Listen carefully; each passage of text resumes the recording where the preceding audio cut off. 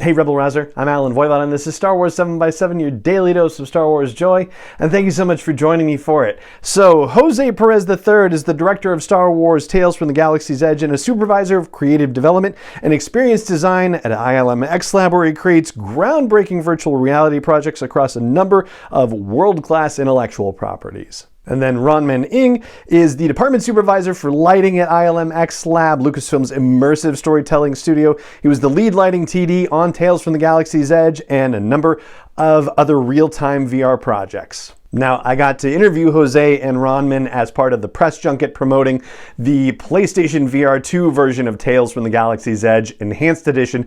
And for today's part of the conversation, we're going to talk about what exactly it means to have an Enhanced Edition. We'll talk about why Star Wars particularly lends itself to translation in VR and how the real-world Galaxy's Edge factored into the development of the virtual reality Galaxy's Edge. So without further ado, here is part one of my conversation with Jose Perez and Ronman of ILMxLAB.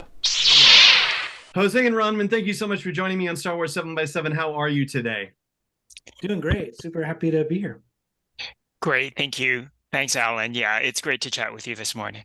Oh, wonderful. I'm so glad to be talking with you both as well. So we're here to talk about the Tales from the Galaxy's Edge Enhanced Edition coming to PlayStation VR2. And I suppose this is going to be a question you get a lot, but it's called the Enhanced Edition. What does that mean? What's enhanced about it? A lot of things are enhanced about it. I mean, I think right off the bat, the thing that you're going to get struck with when you get in there is the visual fidelity has been greatly improved. Obviously, with the power of PlayStation 5 and PSVR 2, we could really do a lot of amazing things. Ronman can talk a lot about the lighting and the wonderful things that we did there. In addition to that, all of the DLC that we had from some of the other products that we have all been combined together. So now it's one giant project, so you get the entirety of the droid repair person story. And then audio changes, accessibility, a little bit of accessibility things, some haptics stuff in there. So, you know, all the things, like a lot of things are enhanced. Yeah, I think from a look point of view, definitely it was basically a new toy, right? So then it becomes like, oh, what did you want to do the first time around? And so it really was an opportunity to revisit all the things that we wanted to do, like revisiting environments, using more atmospherics, dynamic lighting, even our visual effects were totally redone so that we get like those really sexy explosions. And so I think from a look point of view, it really is more immersive and a real feast for the eyes. And it was really fun for us to work on it, to really revisit something that we know so well, but actually to really make it sing better. Yeah, the dynamic lighting alone that you get, like when the blaster fire goes and it goes down a hallway and you see the hallway light up as it goes by, it's like that just added so much extra dimension to everything. It's crazy. That does sound awesome. And you mentioned that you're adding stuff from DLC content there. Does that mean that last call related stuff is in there as well?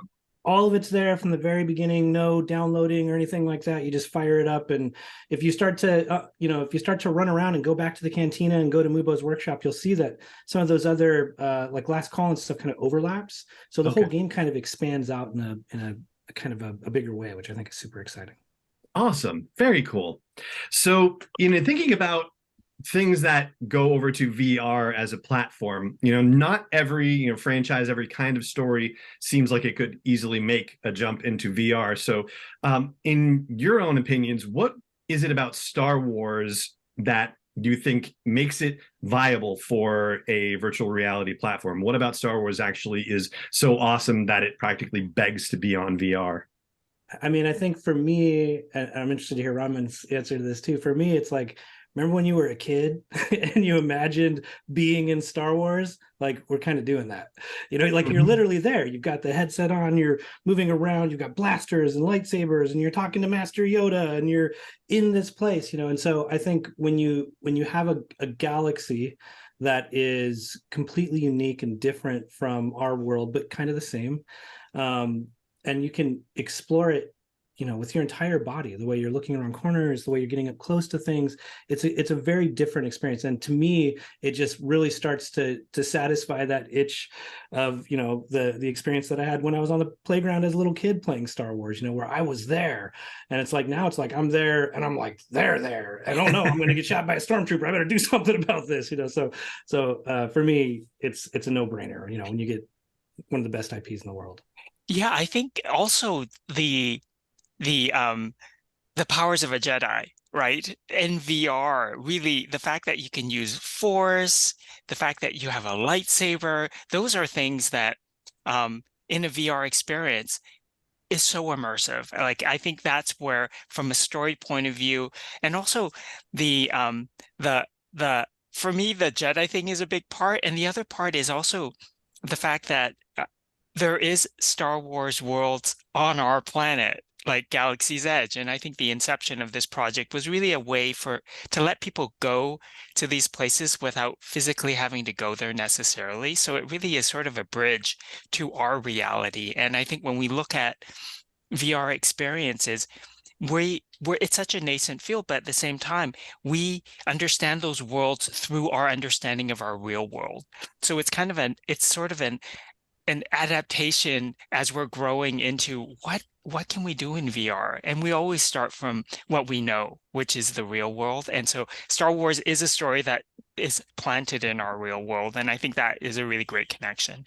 Yeah. That connection that you're talking about is, I think, one of the coolest things about our project too, where you can play, Last Call, or sorry, it was Enhanced Edition, all of it now. You can play Enhanced Edition, and you meet Doc Ondar and you do some stuff, and then when you go to Batu, actually here in the physical realm, you kind of like this alien a little bit, this Ithorian right here, like you've kind of had some conversations with them.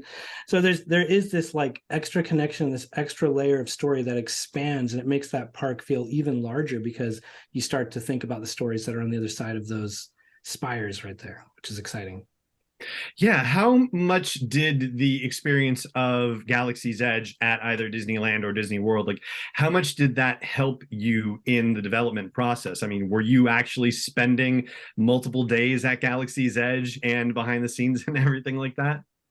All the things. Yeah, I mean, we, when Galaxy's Edge was being made back in the day, I was in the advanced development group and we were helping put together the VR version of the park that you were walking through. So we've been watching this park grow for a while. And so, we were there hand in hand with Scott Trowbridge, who's one of the head Imagineers over there, and a bunch of folks as we figured this out. And we've got Matt Martin, here at the franchise content group, and they've just been giving us like, every single piece of background we could. I spent 6 hours there by myself, just walking around playing every game I could, just because I loved it and I wanted to see the Dianoga in the bathroom more.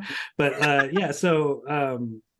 for us, like, it's the same story. It didn't end, like Mubo. It was such an honor to be like, hey, we're going to be the first people to really show Mubo talk and like do stuff. But his shop is right here. And it was fun to be like, and Mubo kind of has a crush on Bina, who owns like, the creature shop over there. And so we put all of this stuff in there. And I mean, it is, to us, it's the same story. There's no break in story. It's the same story.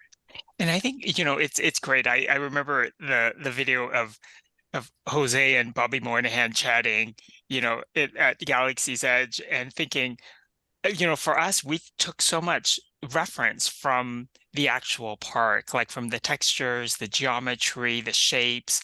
And it was fun to sort of think about that, building that extension. And also, like, when we were working on Mubo's workshop, and to imagine that behind that wall is Galaxy's Edge. Like, I thought that was really great. We have this conveyor belt with like droid parts spinning around, and we made sure to leave a little space so that you could imagine that it's actually going back into the real world.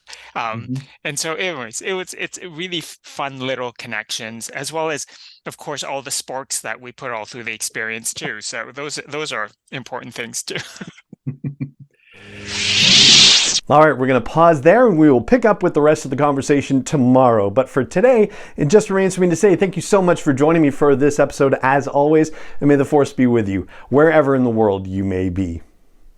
Wars 7x7 is not endorsed or sponsored yet by Lucasfilm Limited, Disney, or 20th Century Fox, and is intended for entertainment and information purposes only. Star Wars, the Star Wars logo, all names and pictures of Star Wars characters, vehicles, and any other Star Wars related items are registered trademarks and/or copyrights of Lucasfilm Limited, or their respective trademark and copyright holders. May the Force be with them. All original content is copyright 2021 by Star Wars 7x7. We hope you love it.